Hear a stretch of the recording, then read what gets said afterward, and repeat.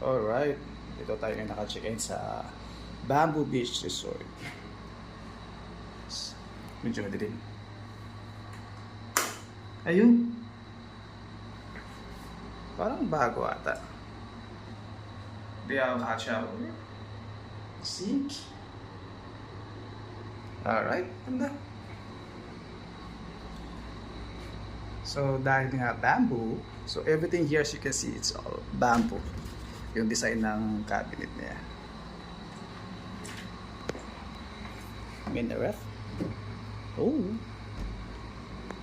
And heater. Wala lang complimentary coffee. Of course, TV. Kasi pag medyo bored, you have to watch TV.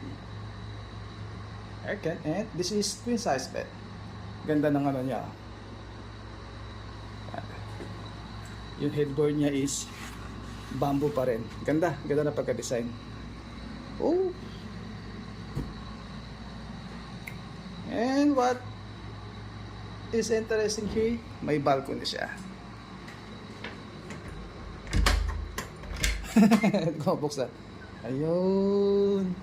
Ganda. So pag medyo mainit, pwede ko tumambay rito. Yan. Kamu po rito, sitting pretty. Kasi pag tanghaling tapat, hindi mo ka lumabas. Tapos ang paya ng ano, mga basa. This bamboo resort, ano na siya, sa mga budget type na gusto nila yung beachfront. So I think ito yung pwedeng i-accommodate nila for the family, individual or two. Maganda ito para sa akin.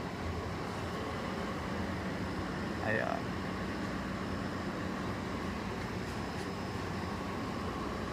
Welcome to Boracay.